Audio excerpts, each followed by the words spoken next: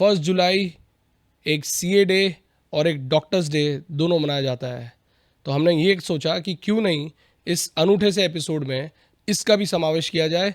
और आज हम लाए हैं वही हेल्थ को मैनेज करने के लिए, समझने के लिए कि कैसे हम वेल्थ मैक्सिमाइज कर सकते हैं, not by actually earning it but by actually conserving it, by preserving it. हमारे बीच आज कंसल्टेंट फिजिशियन, एक diabetologist, doctor Shri Kapil ji Rathi. Sir, स्वागत है आपका। बहुत बहुत धन्यवाद अर्पित जी, विक्ट्री टॉक में बुलाने के लिए आपका बहुत बहुत आभार। सर, एक डॉक्टर की दिनचर्या के बारे में बताइए। How is your life, how is your day in your life? ये बहुत इम्पोर्टेंट सवाल है इसलिए क्योंकि डॉक्टर लोगों को अक्सर देखा गया है कि डॉक्टर लोग बहुत ज़्यादा अपने शेड्यूल को बहुत ज़्यादा बिजी रखते हैं और बहुत सारी चीज़ें वो नहीं कर पाते जो लोगों को बताते हैं। लेकिन अगर मैं बोलूँ एक टिपिकल डे जो डॉक्टर की लाइफ में होता है कि वो सुबह उठकर अपना दिनचर्या की शुरुआत जो करता है वो थोड़ा सा कुछ एक्सरसाइज या थोड़ा अपने शरीर को थोड़ा सा एक एक्टिव रखने के लिए करता है। Then it typically start by से 10-11 o'clock and then it can go up to end. So दिन की शुरुआत की तो पता होती है लेकिन ख़त्म कब होगा वो पता नहीं होता है। सो ये एक डॉक्टर की टिपिकल दिनचर्या होती है। आई विश हम लोग इसे बदल सके, बट आपको पता है कि हालात ऐसी होती हैं, ये प्रोफेशन ऐसा होता है कि it's a very demanding profession. So कभी कभार ना चाहते हुए आपको बहुत सारी चीज़ें करना पड़ता है जो आपके लिए भी कभी कभार अच्छी नहीं होती है। सर, डॉक्टर्स डे है, आपको बहुत बहुत बधाई हो आज डॉक्टर्स डे की। और इम्पॉर्टेंट ये बात है सर, कैसे आपने चूज़ किया ये प्रोफेशन? हाँ, कैसे चूज़ किया ये तो जब मैं मेरी बात करूँ खुद की पर्सनली मैं बता सकता हूँ। बाकी लोग तो अभी आजकल तो बहुत काउंसलिंग ये सब कुछ होती है, लेकिन उस समय पर मैं हमेशा देखता था, चूँकि मेरे घर पे भी कुछ इस प्रोफेशन से और डॉक्टरी और चिकित्सा संबंधित बहुत सारे लोग थे जिनको मैं देखता था। तो मैं देखता था कि कैसे वो लोगों को हील करते हैं, कैसे लोगों को ठीक करते हैं, कहाँ पर वो थोड़ा सा वहाँ पर उनका ना कि उनका करुणामयी जो उनका जो हाथ था और कहाँ उनका नॉलेज था, वो मैं जब देखता था तो मुझे लगता था कि इस जॉब के अंदर में जो सेटिस्फैक्शन आएगा वो शायद और कहीं नहीं आएगा। तो कहीं ना कहीं मैं हमारे घर वालों से भी प्रेरित हुआ हूँ और कहीं ना कहीं आसपास वालों से भी देखा हूँ कि it is nothing better than to heal a person. So इस भावना के साथ ही मैं इस प्रोफेशन में एंटर हुआ। तो आपके फैमिली बैकग्राउंड में आपके पास ये इकोसिस्टम अवेलेबल था जिससे आप इंस्पायर होके आप डॉक्टर्स बनने की आपने ठानी? हाँ, मेरे फैमिली में कुछ डॉक्टर्स थे। कुछ तो नहीं पर 1-2 डॉक्टर जरूर थे कि जिनको मैं देखता था। और मैं देखता था कि आसपास में भी कि डॉक्टर लोग किस तरीके से, किस विपरीत परिस्थिति में भी वो किस तरीके से लोगों को ये कर रहे हैं। और कहीं ना कहीं वो जो उनके चेहरे पे वो जो संतुष्टि के जो भाव आते थे, मुझे ऐसा लगता था कि काश एक दिन मैं भी ये भाव अपने साथ अपने तक रखूंगा और लोगों की सेवा करूंगा। तो इसी भावना के साथ में मैंने इस प्रोफेशन के अंदर में प्रवेश किया। Ultimate satisfaction, healing a person is your ultimate satisfaction. शायद उसके लिए आप डॉक्टर्स बनने की आपने ठानी और आप आज बहुत अच्छे successful doctor. Sir, as a physician आप क्या रोल है आपका? आप क्या देखते हैं, क्या लार्जली आपके पास क्या इश्यूज आते हैं, क्या कंसर्न्स आते हैं जिनको आप एड्रेस करते हैं? जी, एज अ फिजिशियन जो मैं देखता हूँ और जो कि कॉमन है, because I am a physician and diabetologist, so I see lot of cardio metabolic thing. आप पूछेंगे what is cardio metabolic thing? So cardio metabolic thing बोले तो जो कि आपके लाइफस्टाइल से संबंधित बीमारियाँ होती है, जो कि ब्लड प्रेशर, डायबिटीज़, मोटापा, थायराइड, जो कि ये बहुत कॉमन चीज़ें हैं। और अमूमन देखा गया है कि 70-80% इसका प्रिवलेंस अपने सोसाइटी में होता है। तो इन सब चीज़ों से ही मैं रोज़मर्रा के जीवन में टकराता हूँ। सर, आपने बहुत इंपॉर्टेंट बात करी है, लाइफस्टाइल इश्यूज़। सर, क्या है ये लाइफस्टाइल इश्यूज़ और ऐसी कौन सी इश्यूज़ है जो आपको लगता है कि लार्जली ये हो रही है पर इस पर कहीं ना कहीं कंट्रोल होना ज़रूरी है? ये बहुत इंपॉर्टेंट सवाल पूछा आपने अर्पित जी। लाइफस्टाइल डिसीजेस, अब देखिए कुछ चीज़ें होती हैं जो आप बदल नहीं सकते। आप अपने माँ बाप नहीं बदल सकते हैं, आप अपने जीन्स नहीं बदल सकते हैं, पर जो आप बदल सकते हैं वो है आपकी लाइफस्टाइल। और लाइफस्टाइल से आने वाली जो डिसीजेस होती हैं जो कि बहुत कॉमनली है, जो अब देखा गया अमूमन आप देखोगे कि मेरे ख्याल से हर एक घर में आपको मिलेगा, जो कि डायबिटीज़ का पेशेंट है यानी मधुमेह का पेशेंट, ब्लड प्रेशर का पेशेंट यानी उच्च रक्तदाब वाला पेशेंट, और थायराइड का पेशेंट बोलो, जो भी बहुत कॉमन है फीमेल्स में, महिलाओं में। But BP, sugar and obesity, ये 3 अपने इतने बड़े दुश्मन हैं और इतने भयंकर बीमारियां हैं जो आपके साथ में आजीवन चलेगी और कहीं ना कहीं आपके शरीर को ख़राब करेगी। तो this are what we called as a lifestyle diseases. Sir, क्या इसका रीज़न है अर्बनाइजेशन? क्या आपको लगता है कि जो हम मॉडर्न लाइफस्टाइल के प्रति जा रहे हैं, जिस तरह से हम लोग आगे बढ़ते जा रहे हैं, शायद कहीं ना कहीं हम एक दूसरे को टाइम नहीं दे पा रहे हैं? क्या आपको लगता है कि मॉडर्नाइजेशन, अर्बनाइजेशन जो हम कहते हैं, उसकी वजह से ये सब हाँ, देखिए कोई भी चीज़ अगर आप कोई करते हैं तो उसकी कीमत कहीं ना कहीं आपको चुकानी पड़ती है. So one of the price what you pay for urbanization और so called westernization is your health, probably your health. So that is very important. तो जो आपने पूछा कि भाई हम शहरीकरण में ज़्यादा जा रहे हैं, हम हमारे मूल तत्वों से दूर जा रहे हैं, हम कहीं ना कहीं हम हमारे बेसिक से बाहर जा रहे हैं, हमारा खान पान रहन सहन हमने सब बदल लिया, हमने सब पाश्चात्य संस्कृति का कर लिया, तो उसकी कीमत ज़रूर ये है. So I strongly believe this urbanization and the change in the the pattern of living, eating and mixing with each other has created this kind of problem what we call as lifestyle diseases. Sir ऐसी क्या changes हमें करनी चाहिए lifestyle में ताकि इन issues से हम अपने आप को बचा सकें या कहीं ना कहीं कंट्रोल कर सकें? हाँ, ये बहुत अच्छा सवाल है और शायद ये सब चीज़ें हम लोगों ने करनी चाहिए. आपके चैनल के माध्यम से मैं सब लोगों से ये अनुरोध करूंगा कि कुछ चीज़ें हैं जो हम बदल सकते हैं, हम बदलें. जैसे कि उदाहरण के तौर पे हम एक हेल्दी आहार खा सकते हैं. Okay. हम जो है हमारा जो भी अन्न हम खाते हैं, जो भी हम फूड हम ईट करते हैं, वो कोशिश करिए कि वो हेल्दी हो, बैलेंस डाइट जिसे हम कहते हैं वो हो, ना कि बहुत ज़्यादा जंक हो, ना कि बहुत ज़्यादा आउटसाइड फूड हो. तो कहीं ना कहीं उस पर हमको कंट्रोल करना है, क्योंकि आपको पता है 50% of your all problems come from your stomach. So आपको आपके पेट को बराबर रखना है जो कि खाने से संबंधित है. दूसरा इंपॉर्टेंट है कि हम सब लोग लेजी हो गए. अगर आपने देखा होगा कि अर्बनाइजेशन का एक वो रूल है, बिकॉज आप हाई राइज टावर्स पे रहते हैं, आप छोटी जगह पे रहते हैं, आपके पास में जगह नहीं है जाने के लिए, एंड तो उसकी वजह से, और आपने देखा होगा सोशल मीडिया, इंटरनेट फ्री, ये सब चीज़ों ने हमको लेजी बना दिया है. तो कहीं ना कहीं हमारी एक्टिवनेस खत्म हो गई. तो मैं आपसे ये और सारे लोगों से अनुरोध करूंगा कि वो कहीं ना कहीं रोजाना 40 से 50 मिनट अपने आप को दे, जो कि एक्सरसाइज के रूप में हो, जो कि प्राणायाम, योगा, जो भी आप करना चाहते हैं, लेकिन अपने आप को एक 45 to 50 मिनट्स का टाइम दीजिए जहां आपकी बॉडी वापस रीजुनवेट हो सके. और तीसरा सबसे इंपॉर्टेंट है कि कोई भी मेडिकल प्रॉब्लम को या कोई भी चीज़ को नज़रअंदाज ना करें. सबसे इंपॉर्टेंट यह है कि हम बहुत सारी चीज़ों को ग्रांटेड ले लेते हैं कि भाई ये चीज़ हुई तो ये तो शायद इसका पार्ट है, ये तो हमारा एजिंग प्रोसेस है. जैसे आपने देखा था कि Covid was it was out of the blue, कहीं नहीं था और सडनली आया और हम सब लोग पैनिक हो गए थे, हमारे पास में उसका जवाब नहीं था. वो तो ऊपर वाले की कृपा थी कि हम उसमें से निकल गए. लेकिन आने वाले समय में भी ऐसा कुछ हो सकता है. तो we always should be prepared for the worst. और वो कैसे होंगे? अगर हम हमारा रेगुलर हेल्थ चेकअप करें, अगर हम रेगुलर डॉक्टर के संपर्क में रहें, सारी चीज़ें बराबर करें और समय समय पे खुद के बॉडी का ख्याल रखें. जैसे कि हम हमारा व्यापार का ख्याल रखते हैं, जैसे आप लोग ख्याल रखते हो, उस तरीके से अगर हमने हमारे शरीर का भी ख्याल रखा तो हम बहुत सारी चीज़ों से बच सकते हैं, जो कि हमको आगे एक हेल्दी लाइफ की ओर लेके जाएगी. सर थोड़ा सा एक कंट्रोवर्शियल क्वेश्चन पूछना चाहूँगा मैं. हम लोग sir as a chartered accountant हम लोग है ना बहुत सारा टाइम इन्वेस्ट करते हैं खुद के सेल्फ डेवलपमेंट में. हमारे CP क्रेडिट्स होते हैं, आवर्स होते हैं, जिसमें हमको ट्रेनिंग दी जाती है, स्पीकर्स आते हैं, बताते हैं, सब होता है. सर ऐसा समझ में आया, ऐसा सुनने में आया, जैसे आपने कहा कि अभी सबसे इम्पोर्टेंट ये है कि आप डॉक्टर्स, जैसे आपने कहा फूड के बारे में, जैसे आपने सबसे पहले बताया कि आपको फूड पे अपन को ध्यान रखना चाहिए. सर क्यों ऐसा नहीं होता है कि डॉक्टर्स आके एक आउटरीच प्रोग्राम करते हैं, कहीं ना कहीं अवेयरनेस करते हैं? अभी हमने देखा कि एक बहुत बड़े ब्लॉगर हैं, इन्फ्लुएंसर, यूट्यूब इन्फ्लुएंसर हैं, उन्होंने आके बताया कि आप कोई भी ऐसी चीज़ जिसमें ये 3 चीज़ें हों, चाहे शुगर, रिफाइंड फ्लावर और पाम ऑयल, ये 3 चीज़ें हैं. इनफैक्ट ऐसा भी बताया गया कि US में सेम प्रोडक्ट ग्राउंडनट ऑयल या सनफ्लावर ऑयल में आ रहा है और हमारे इधर अभी भी पाम ऑयल में सर्व किया जा रहा है. वो डिस्क्रिमिनेशन हुआ, उसने एक बहुत बड़ा रेवोल्यूशन चालू किया और फिर उसके बाद वाकई में वो कंपनी ने रिपोर्ट किया कि हाँ फ्रॉम नाउ ऑन इंडिया में भी हम ये बंद कर देंगे बेचारा. सर मुझे ये समझ नहीं आ रहा है कि ये यूट्यूब इन्फ्लुएंसर आके क्या, आप ना डॉक्टर्स का जो प्रोफेशन है, जो एक्चुअली जिनको हमारा ख्याल रखना है, आई एम श्योर बहुत बिजी हैं, सब कुछ है, पर सर आउटरीच प्रोग्राम, जैसे चार्टर्ड अकाउंटेंट्स एक आउटरीच प्रोग्राम करते हैं टैक्स रिटर्न फाइल करने के लिए. GST में हम लोग ने बहुत सारी मेहनत की, सबको नया एक्ट आया, नया लॉ आया, तो हम लोग ने उनको सिखाया.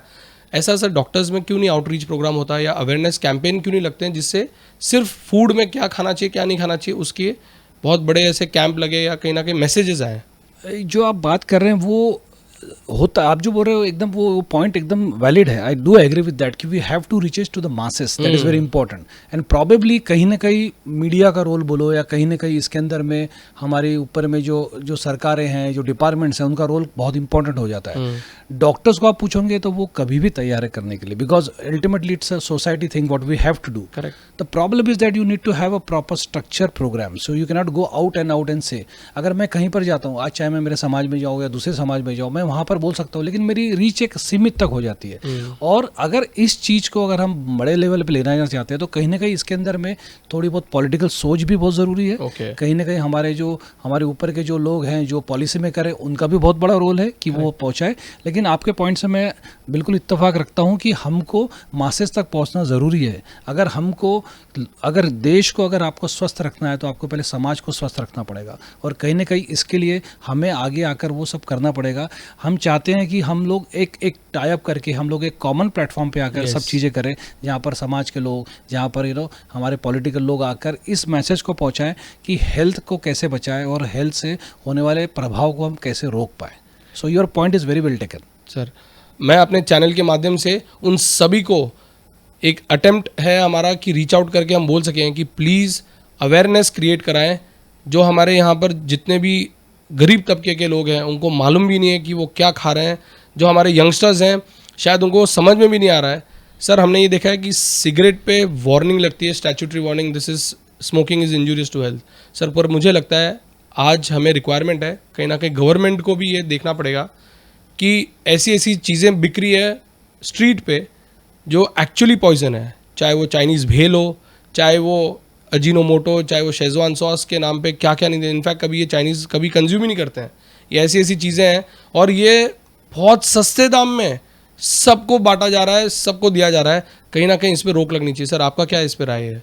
बिल्कुल, ये सब चीज़ें देखिए, ये सब सारी सभी को पता है, इट्स एन ओपन सीक्रेट कि आपको पता है कि ये सब चीज़ें अपने सेहत के लिए अच्छी नहीं है, स्वास्थ्य के लिए हानिकारक है। कहीं ना कहीं ये एक तरीके का स्लो पॉइजन है जो हम कहीं ना कहीं मात्रा में खा लेते हैं और हमको पता नहीं होता है। बट प्रॉब्लम ऐसा है कि बहुत सारी चीज़ें इंडिया में they are not regularized, so they are very unorganized. Plus कैसा है, स्ट्रीट फूड का एक अपना कल्चर है इंडिया के अंदर में कि जो लोग पसंद करते हैं, जो खाते हैं। और ऑब्वियसली सब लोगों का ये मानना रहता है एक बार खा लिया क्या होगा, 2 बार खा लिया क्या होगा। बट वो नहीं जान रहे कि स्लोली वो कहीं ना कहीं हमारे बॉडी को जाके अंदर से खोखला करता है। सो जो आपका पॉइंट है अगेन वेरी वेल टेकन कि वी हैव टू सी कि ये सारी चीज़ें या एटलीस्ट वो चीज़ें जो आपके शरीर के लिए नुकसानदेह हैं उस चीज़ों के ऊपर में बैन लगे, या वहाँ पर कहीं ना कहीं कोई कायदा या कानून है जिसकी वजह से ये चीज़ें एक आम आदमी तक नहीं पहुंच सके और उनका वो सेवन नहीं करें। जिसे हम फास्ट फूड कहते हैं, बहुत तुरंत मिलता है, बहुत कम समय में मिल जाता है। चूँकि जैसा आप बोले कि जैसे ये रफ्तार की ज़िंदगी है, भाग दौड़ की ज़िंदगी है, यहाँ पर समय नहीं है। सो सेम चीज़ खाने में समय नहीं है। तो you want to eat something which is very fast, very fullness on your stomach, कि आप थोड़ा भी खाए तो आपको फुल लगे। फिर चाहे वो अच्छा हो बुरा हो, उस पर कितनी कैलोरी है, कितने उसके अंदर में फैट्स है, वो कोई देखता नहीं है, बट लोगों को पीना है। प्लस आपने देखा होगा ये जो फिजी ड्रिंक का जो कल्चर है, या जो जो कोक का जो कल्चर है, या बाकी चीज़ों का जो कल्चर है, ये सारा कल्चर हम लोगों ने वेस्टर्न से लिया। ये हमारी कल्चर नहीं थी। आपने देखा होगा 30-40 साल पहले ये सब चीज़ें हमारे पास नहीं थी, लेकिन इस 21वीं सदी में ये सब चीज़ें मैंडेटरी हो गई है। आपका देखा गया है, अमूमन एक स्टडी की गई थी एक सिटी लाइक बॉम्बे जैसे एक अर्बन सिटी के अंदर में। So almost 70% of youth means I mean to say वो are more than 16 years and above, they are consuming all aerated drinks, fizzy drinks along with all junk like burger, pizza. ये मैं ये नहीं बोलता हूँ कि आप वो नहीं खाएं, लेकिन इट डजेंट मीन कि आप उसको रोज़ाना रोज़ के बेसिस पे खाएं। सो कहीं ना कहीं हमको इस पे रोकथाम लगाना पड़ेगा। और ये कैसे होगा? ये चाहे तो ये या तो ये बोले जैसे अवेयरनेस करने से होगा, या लोगों को बताने से होगा, या उस चीज़ के फ़ायदे नुकसान गिनवाने से होगा। तभी कभी जाके हमारा यूथ जागेगा। और क्योंकि यूथ ही हमारा भविष्य है, तो हमें आज की तारीख से ही यूथ में इन्वेस्ट करना ज़रूरी है और उनकी हेल्थ के ऊपर करना ज़रूरी है। Otherwise we are going to have a very weak kind of future. At least हमारे यूथ जब वो 40-50 साल के होंगे तो ऑलमोस्ट वो 2-4 गोलियों पे रहेंगे, या बहुत सारे मेडिकल इश्यूज़ रहेंगे, और कहीं ना कहीं वो समाज के लिए भी और देश के लिए भी अच्छी बात नहीं है। सर, आपने कहा कि मॉडर्नाइजेशन है, यूथ की आपने बात करी है, तो लोगों को एक्चुअली फास्ट पेस लाइफ तो है, इनको अपन कॉम्प्रोमाइज़ नहीं कर सकते। तो क्या ऐसी चीज़ें जो हम अगर बाहर हैं और खाना ही है तो क्या खाना चाहिए? ये अच्छा सवाल है कि हम क्या खाना चाहिए। देखिए, आप कोई भी प्रकार का जो फूड है वो उसके अंदर में आप रैदर उससे अच्छा आप क्या नहीं खाना चाहिए, that is very important. Because बहुत सारी चीज़ें अपने पास में, there are too many options, चाहे वो वेज हो चाहे वो नॉन वेज हो, जो भी हो। लेकिन सबसे इंपॉर्टेंट है कि आपको एक थोड़ा बैलेंस इन द सेंस कि you should have not too much of fat, not too much of carbohydrate, एक बैलेंस, और कुछ आपको प्रोटीन्स उसमें भी आपको लेना है। तो ये तीनों चीज़ों को बैलेंस करना है। अब फूड में क्या खाना चाहिए बेसिकली, सो आपने जो अवॉइड करना है वो चीज़ बहुत इंपॉर्टेंट है। भाई डबल फ्राइड आइटम, तला हुआ आइटम, रोड साइड है बहुत ज़्यादा। अगर आप जैसे आप कोई अभी आप मुंबई की बात करते हैं तो यहाँ पर वड़ा पाव चलता है, सैंडविच चलता है, तो ये सब चीज़ों के अंदर में आप देखोगे तो कार्बोहाइड्रेट भर भर के होता है। Okay. उसके ऊपर में भी आप देखोगे उस पर वो चीज़ लगाते हैं, बटर लगाते हैं, तो again you are getting lot of trans fat in that.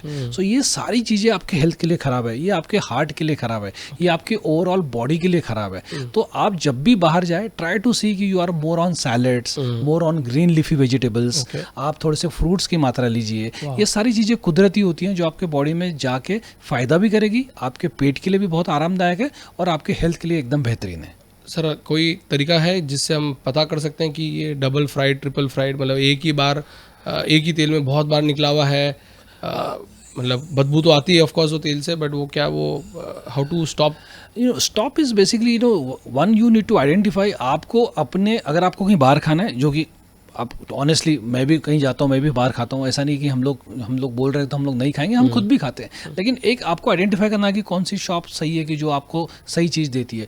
ऐसा कोई मीटर नहीं आता कि जहाँ आपको पता कर सके कि ये 2 फ्राइड या 3 fried, depends on that individual, that shop है वो आपको क्या सर्व कर रहा है।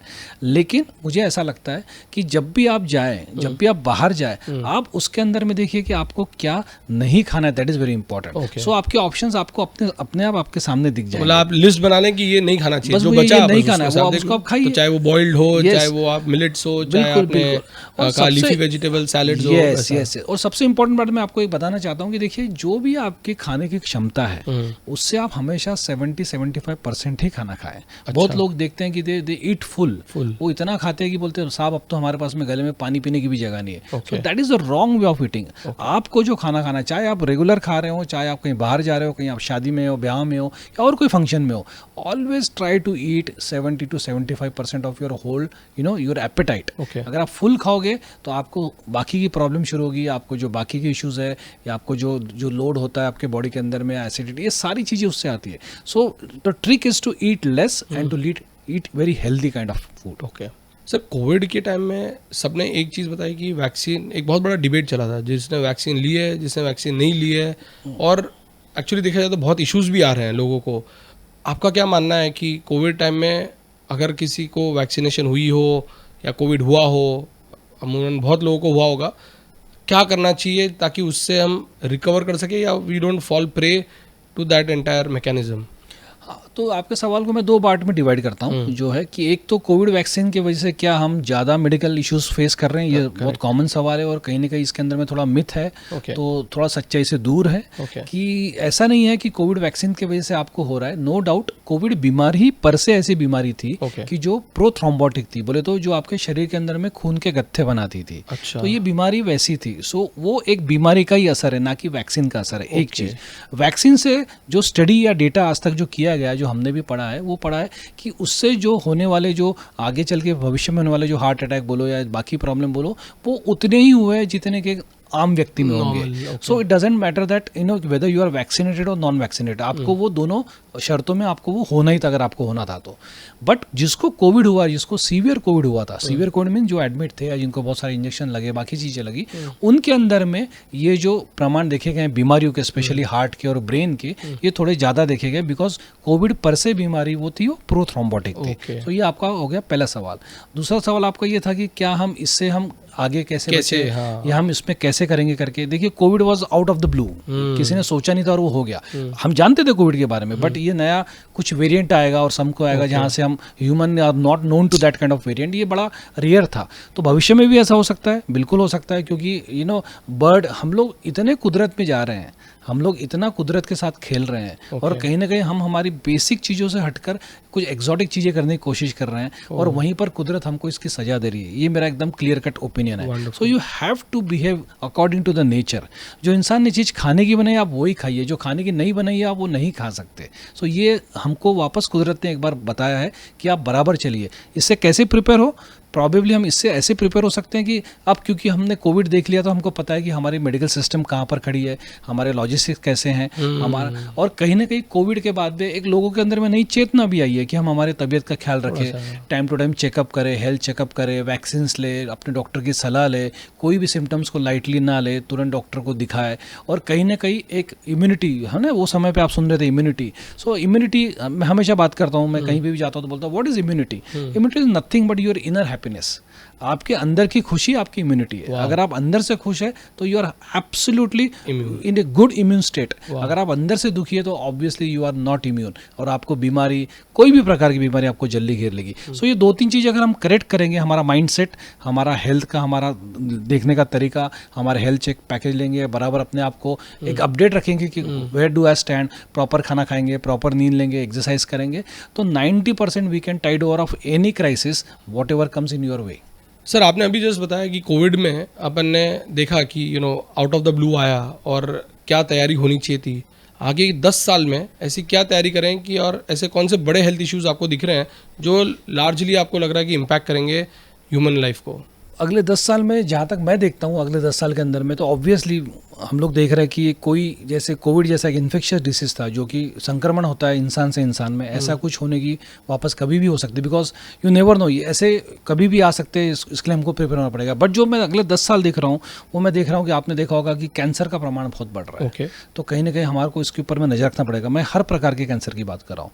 मोटापा एक बहुत बड़ा इशू बन चुका है हमारे इसमें, और आप देखोगे कि मोटापा, लोगों को लगता है कि हेल्दी और मोटापे में कोई फ़र्क नहीं है, उसमें बहुत फ़र्क है। हेल्दी होना अलग चीज़ होती है, मोटा होना अलग चीज़ होती है। तो जो हमारे बड़े बुजुर्ग बोलते थे कि थोड़ा मोटा होना चाहिए, ये सब चीज़ें जो थी वो पुराने ज़माने की थी। आज के ज़माने में you have to be fit. So आपका जो BMI, आपका जो हाइट है, वेट है, वो सब मैच होना चाहिए। दैट इज़ वेरी इंपॉर्टेंट, क्योंकि मोटापा अपने साथ में बहुत सारी अलग अलग बीमारी लेके आता है, चाहे वो डायबिटीज़ हो, चाहे वो थायराइड हो, चाहे वो BP हो। सो कैंसर, मोटापा, डायबिटीज़ एक बहुत बड़ा प्रॉब्लम हमारे सामने फेस कर रहे हैं हम लोग।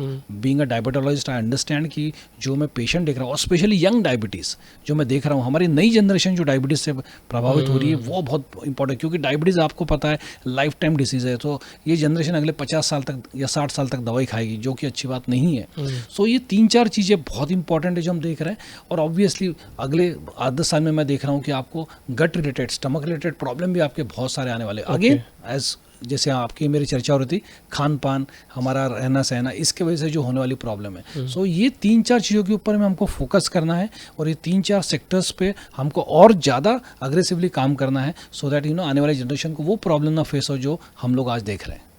ज़बरदस्त। सर अभी आपने कहा कि मेडिसिन्स, एक ओवर द काउंटर मेडिसिन्स का एक नया चलन चला है, एक जनरल ड्रग्स का डॉक्टर्स प्रिस्क्राइब करते हैं, और लार्जली लोगों को लगता है कि इनके कमीशन बेस्ड हैं इसलिए ये दवाई, ये ब्रांड बेचते हैं, पर एक जनरल मेडिसिन क्यों नहीं वो ड्रग लेके कर सकते? इस पे आपका क्या ओपिनियन है सर? देखिए, इसमें क्या 2 चीज़ें होती हैं। एक होता है कि ओवर द काउंटर मीन्स कोई भी फार्मासिस्ट या कोई भी मेडिकल शॉप वाला वो अपने मन मुताबिक दवाई दे देता है। डॉक्टर ने कुछ लिखा है लेकिन वो कुछ और दे देता है। सो that is again very common practice, क्योंकि अगेन यहाँ पर थोड़े से कानून थोड़े से पेचीदा है, थोड़ा इसके अंदर में हम ज़्यादा उसमें कुछ बोल नहीं पाएंगे, because of the laws are like that.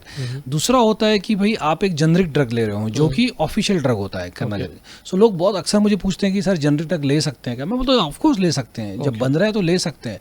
Efficacy wise आप मुझे पूछेंगे तो मैं बोला भाई हम लोगों के पास में कोई ऐसा डेटा नहीं होता है कि एक स्टैंडर्ड ड्रग और एक जेनरिक ड्रग में कितना फ़र्क होगा करके। लेकिन येस, अगर आपके पास में इश्यूज़ है अभी, क्योंकि हमारे यहाँ पे अभी भी 40-50% जो पॉपुलेशन है वो बिलो पॉवर्टी लाइन रहती है। सो एक फाइनेंशियल इश्यूज़ होते हैं, गवर्नमेंट अपना काम कर ही रही है, वो हर तरीके से मदद कर ही रही है, जेनरिक ड्रग भी उसका एक पार्ट है। सो जेनरिक ड्रग आप ले सकते हैं, नो डाउट, लेकिन take it from a proper shop जहाँ पर आपको जेनरिक दवाइयाँ अवेलेबल होता है। और एक सवाल जो बहुत कॉमन आता है कि पेशेंट क्या करते हैं कि भाई बहुत बार डॉक्टर के पास नहीं जाते हुए डायरेक्टली केमिस्ट के पास में जाते हैं और उनको पूछ लेते हैं कि भाई मेरे को फलाना चीज़ें और मुझे दवाई दीजिए, एंड केमिस्ट उनको अपने पास से दवाई देती थी, which is absolutely crime.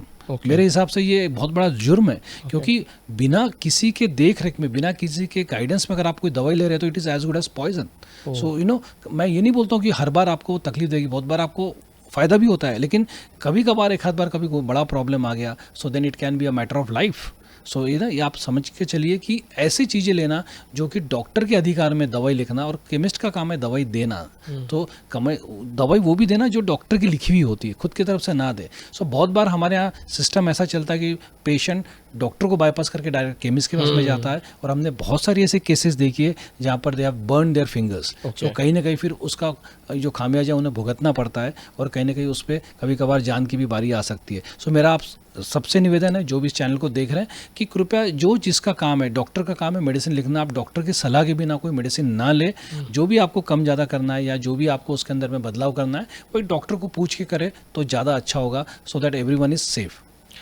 Sir बहुत ही इंटरेस्टिंग बात आपने की है और काफ़ी डिबेटेबल भी होता है कि सबका यही कहना होता है कि यार जैसे डॉक्टर के पास जाओ तो पहले वो इतना अच्छा खासा कंसल्टेशन के नाम पे इतना बड़ा अमाउंट ले लेता है और निकलती छोटी सी चीज़ है ये वो है, एंड आई एम श्योर उसके भी बहुत सारे इम्पैक्ट्स होते होंगे।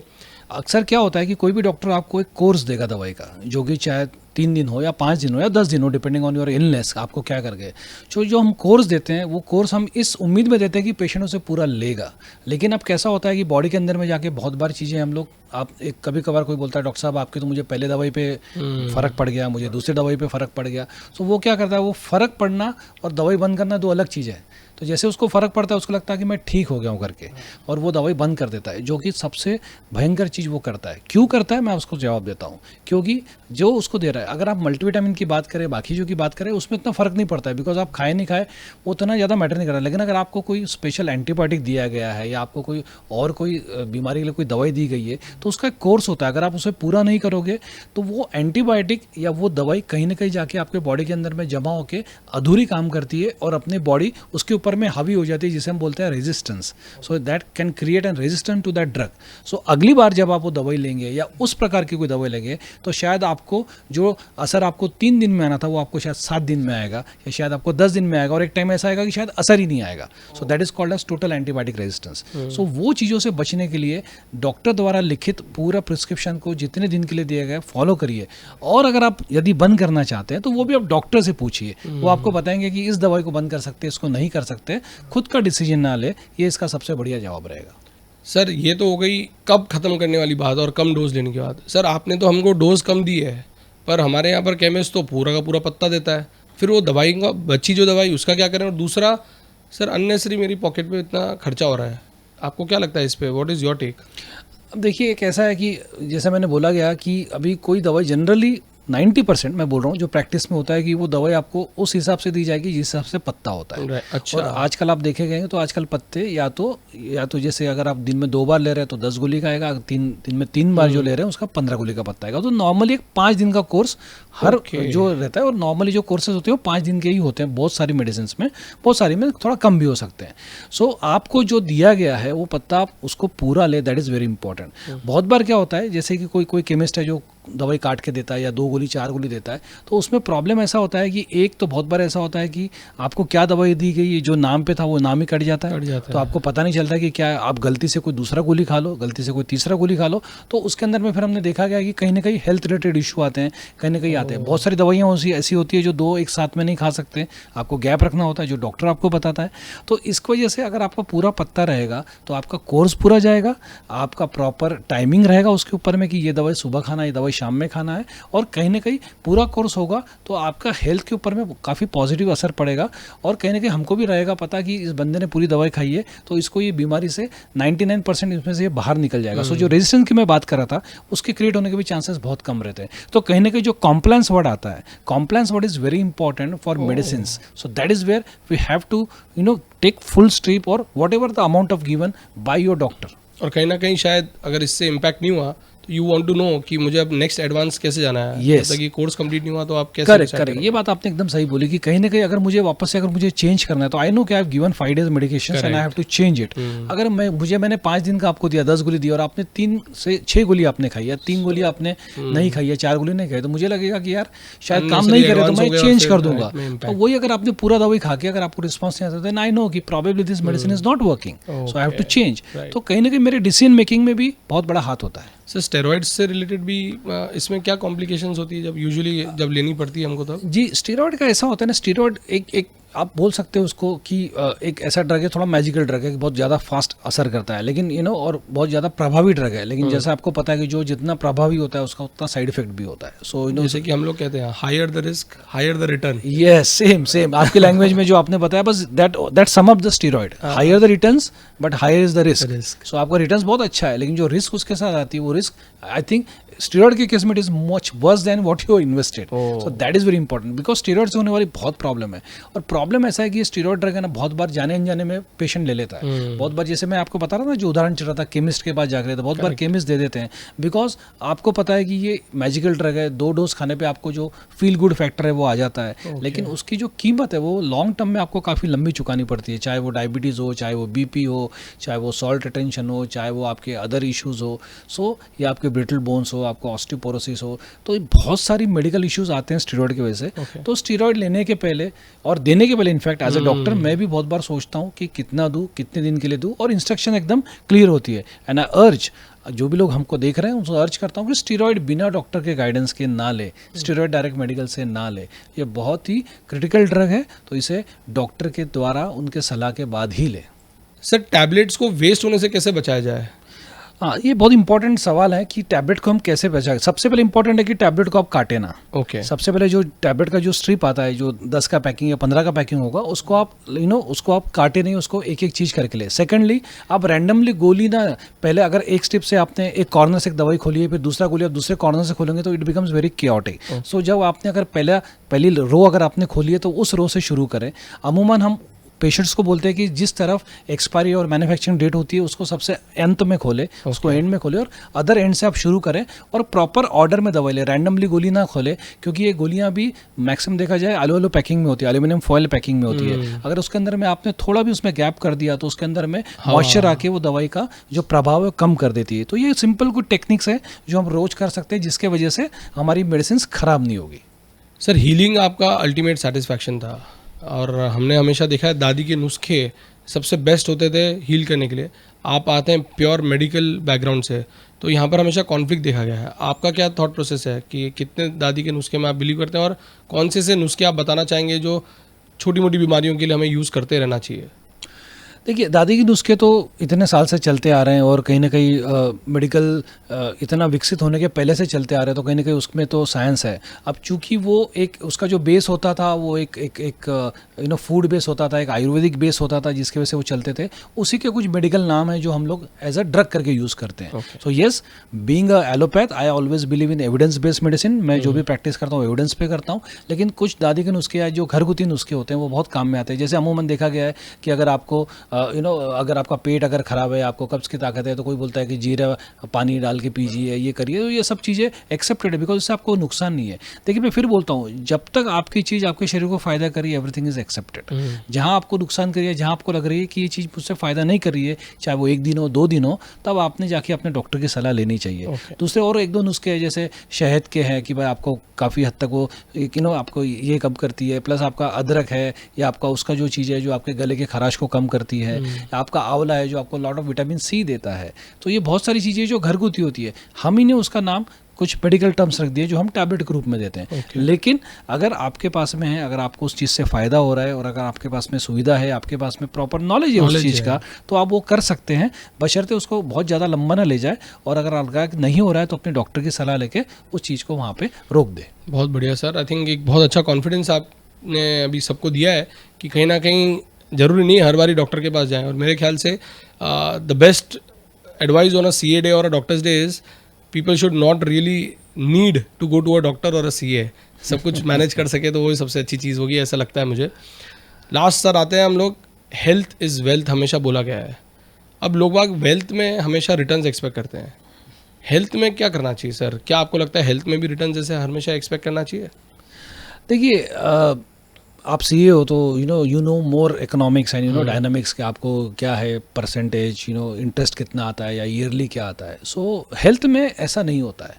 हेल्थ में आप ईयरली बेस पे रिटर्न्स नहीं ले सकते हैं। हेल्थ में जो आपके रिटर्न्स है वो आपके लॉन्ग लास्टिंग रिटर्न्स है ना। ये कोई टर्म प्लान नहीं है कि जिसके अंदर में आपने वो रिस्क कवर कर लिया, ये कवर कर लिया। येस, ऑब्वियसली आपके पास में मेडिकल एम होना चाहिए, आपका मेडिकल इंश्योरेंस होना चाहिए, बिकॉज कहीं ना कहीं आपको फाइनेंशियली आपको वो एक सपोर्ट देगा कि आपके दुख के समय या आपके गलत समय पर वो आपको, आपके परिवार को वो एक सपोर्ट करे, जहाँ से आप कहीं ना कहीं उससे कहीं आपका इकोनॉमिक्स पीछे ना चले जाए। लेकिन अगर आप बोलोगे कि मुझे हेल्थ में क्यों इन्वेस्ट करना है, तो उसका एक सिंपल आंसर है कि जैसे बोला गया और जैसे सबको पता है कि निरोगी काया सबसे पहला सुख है। आप अगर स्वस्थ है तो फिर आप you know, if you are healthy, your brain works, you will earn money.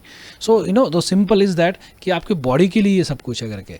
अगर आपने, जैसे आप सीए हो और मैं डॉक्टर हूँ, अगर मैंने मेरे हेल्थ पे अगर मैंने इन्वेस्ट नहीं किया या आपने आपके इस पे नहीं किया, तो हम एक समय के बाद में ऐसा आ जाएगा कि जहाँ पर हमको सारा कुछ, जैसे आपने बताया था लास्ट 6 महीने, वो 6 महीने कब आएगी किसी को पता नहीं है, पर वो 6 महीने की तैयारी हमको हर साल करनी है।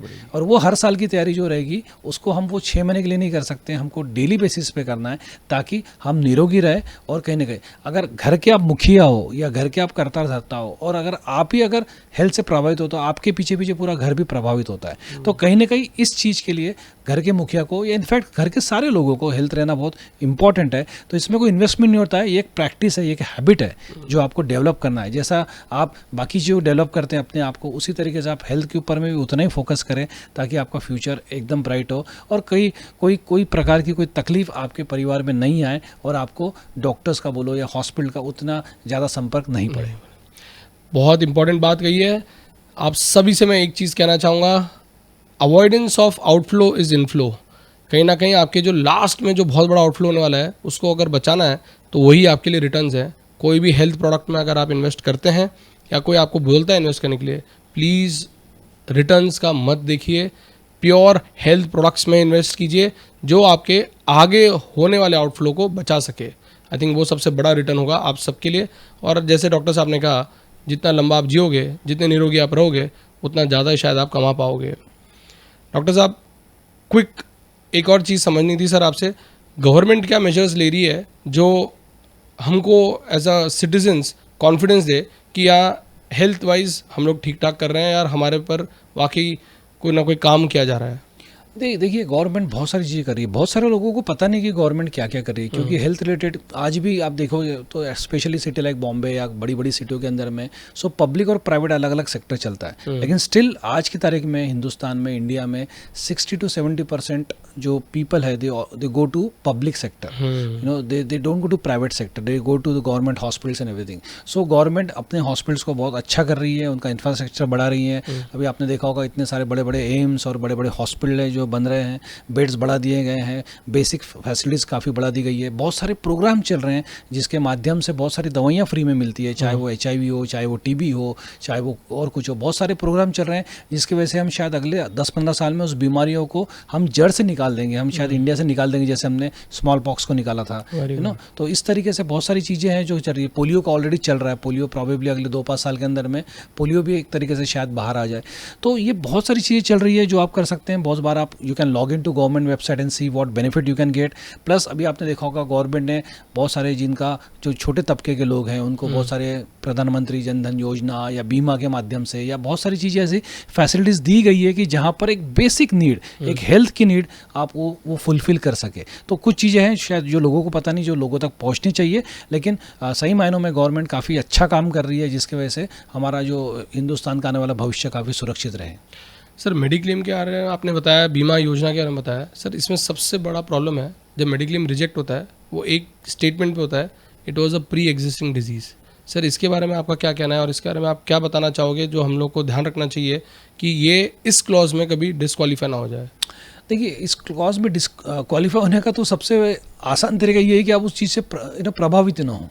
सो इसके लिए मैं अगेन बोलता हूँ, prevention is better than cure. आपको उस चीज़ की ज़रूरत क्यों पड़ी, अगर इस सवाल का आपने अगर आप जवाब ढूंढ लिया तो प्रॉबेबली आपको वो क्लॉज आपके लिए मायने नहीं रखेगा। तो इसके लिए मैं बोलता हूँ कि जब भी आप मेडिक्लेम लेंगे, so I think the very simple tricks for mediclaim is to take it very early. आप अपने जल्दी उम्र में आप मेडिक्लेम लें। और एनीवेज मेडिक्लेम अभी आने वाले समय के अंदर में मेरे को लगता है कि अधिकतर हिंदुस्तानियों का, अपने देश के वासियों का बहुत सारा मेडिक्लेम रहेगा, पर आप उसको जल्दी लेते जब आप फिट हो, जब आप जब आप अपने प्राइम पीक पे हो करके, once you cross age of 40-45 obviously कुछ ना कुछ बीमारी आपको लगने वाली है, तो मेडिकल चेकअप होगा, उसमें भी पता चलेगा या जो भी होगा ना करके, and you can not fool the system, that is very important. So best है to take it early and best is to follow good practice so that you don't suffer from illness जिसकी वजह से आपका clause cancel होता है करके। सो I think ये एक सिंपल टिप रहेगी। उसके बाद में होने के बाद में तो फिर डॉक्टर विल टेक केयर कि आप कैसे करें, क्या करें करके, लेकिन इससे बच के रहना आई think that is more important rather than actually going into that. Wonderful, बहुत ही इंपॉर्टेंट बात बताइए। लास्ट मॉनसून चल रहा है सर, आपने हमेशा कुछ ना कुछ बताया है। इस मानसून में क्या ऐसी चीज़ें जो हमें ध्यान रखना चाहिए, जो हमें बीमार होने से बचाए, जो हमें एक डॉक्टर के पास आने से हर बार रोके? बिल्कुल, बिल्कुल। मानसून हमेशा बादल आते हैं, बारिश आती है, बड़ा सुहावना हो जाता है, लेकिन कहीं न कहीं हमारे हेल्थ के लिए थोड़ा-सा ये इस सीज़न में थोड़ा-सा कहीं न कहीं प्रॉब्लम आता है। क्या प्रॉब्लम आते हैं बेसिकली? प्रॉब्लम जनरली इस सीज़न में देखिएगा कि आपको बहुत सारा डायरिया, डिसेंट्रीज़, दस्त लगना, या आपका गला ख़राब होना, या आपका थोड़ा-सा सर्दी, खाँसी, बुखार और infectious disease like malaria, dengue, chikungunya सब कुछ आते हैं करके। सो आपको क्या अवॉइड करना है? सिंपल है, आपको you have to drink good water. So आपका घर का पानी जो आपका फ़िल्टर्ड वाटर हो, या आपका बॉयल करके ठंडा किया गया पानी, वो है। रोड साइड खाना बंद करें, स्ट्रीट फूड बंद करें, भेलपूरी, पानी पूरी खाने का ये टाइम नहीं है। बनाना है तो घर पे बना के खाइए। Road side cut fruit, juices जो बनते हैं उसका सेवन न करें, क्योंकि वहाँ पर काफ़ी बैक्टीरियाज वगैरह उस पर कंटेमिनेशन होते हैं। सबसे इंपॉर्टेंट है कि आउटिंग करना है तो प्रॉबेबली घर पे बुला के आउटिंग करिए, ना कि बाहर जाके आउटिंग करिए। इस समय पे वो है। और बारिश से बच के रहना, और बाकी जो बेसिक चीज़ है, बेसिक आपका सैनिटेशन और हाइजीन मेंटेन रखना, that is the only art. और ये आपको जब तक मानसून है तब तक करना है। उसके बाद में you can freak around, go around, but always try to see, because there is lot of contamination, lot of soil contamination and other thing contamination. तो इसमें हमारे को प्रॉब्लम होने के काफ़ी डर होता है। तो मानसून में थोड़ा ये सब चीज़ों का अगर हम थोड़ा ख्याल रखेंगे तो शायद हम कम बीमार पड़ेंगे। अभी मैं ये पूछना नहीं चाह रहा हूँ, पर हमेशा ऐसे आता है, हमने देखा है कि प्रोफेशनल्स में सबसे स्मार्ट और फिट एक डॉक्टर ही होता है, और जबकि सबसे हेक्टिक लाइफस्टाइल और सबसे रिस्की, क्योंकि आप तो लाइव ब्रीदिंग ह्यूमन पे आपको काम करना है, ऑपरेशन करना है उसको। सर कैसे पॉसिबल है, और कैसे क्या करते हैं आप लोग ऐसा? सबसे पहले thank you for the compliment, I take it on my self. लेकिन देखिए कैसा है कि जैसे बोलते हैं ना कि चैरिटी बिगिंस एट होम, जैसा कहा जाता है। तो अगर मैं लोगों को सलाह दूंगा, अगर मैं खुद ही नहीं रहूँगा, तो शायद कहीं ना कहीं उसका अनुकरण नहीं होगा, कहीं ना कहीं लोग उससे कनेक्ट नहीं कर पाएंगे। सो वो एक कारण होता है। Plus doctor probably because of knowledge they know कि क्या करना है क्या नहीं करना है, वो होता है। आपकी बात बिल्कुल सही है कि काफ़ी हेक्टिक शेड्यूल होता है, लेकिन जैसे मैंने आपको बताया कि स्टार्टिंग में बताया था कि अपने आप के लिए आपको 40-45 मिनट निकालना बहुत ज़रूरी है, जहाँ पे इंपॉर्टेंट होता है। और सबसे आखिरी बात कि कहीं ना कहीं दिल में एक वो समाधान, एक वो सेटिस्फेक्शन होता है कि मैंने आज अपना दिन एक अच्छे से गुजारा है, मैंने कुछ जाने बचाई है, मैंने किसी के जीवन में कुछ प्रभाव लाया है, मैंने कहीं ना कहीं किसी के रोते हुए चेहरे पे हंसी लाई है। तो शायद वो सेटिस्फेक्शन भी कहीं ना कहीं डॉक्टर के चेहरे पे और उसके हेल्थ पे प्रभाव करता है। I think that is the most important way to connect with the people, and that gives you lot of happiness which can reflect on your body. बहुत धन्यवाद सर, आई थिंक बहुत ही इंसाइटफुल सेशन रहा। बहुत कुछ ऐसी छोटी छोटी चीज़ें जो समझ में आई, आई एम श्योर आप सब इसको फॉलो करेंगे। ये पूरा वीडियो है, आप इसको देख सकते हैं जैसे यहाँ पर है, पर इनके शॉर्ट्स देखने के लिए आप प्लीज़ हमें सब्सक्राइब करें। ये हमारे लिंक्स हैं। सब्सक्राइब करने पे जो हमारे ये पूरे सेशन है उसका अगर अपन छोटा छोटा जो हमने रेलेवेंट सेक्शन निकाल के रखा है, आप वो भी देख सकते हैं और किसी को भेज सकते हैं। शायद कोई आपको अच्छा लगा तो फॉरवर्ड भी कर सकते हैं, और इसी माध्यम से शायद जैसे कि डॉक्टर साहब ने कहा कि उनको एक समाधान मिलता है, उनको एक संतुष्टि मिलती है कि किसी की जान बचाई, किसी के रोते हुए चेहरे पे अपन ने हंसी ला पाए। क्या पता आप भी वो कर सकें। हमारे साथ विक्ट्री टॉक्स पे बने रहने के लिए बहुत बहुत धन्यवाद। मिलते हैं अगले एपिसोड में।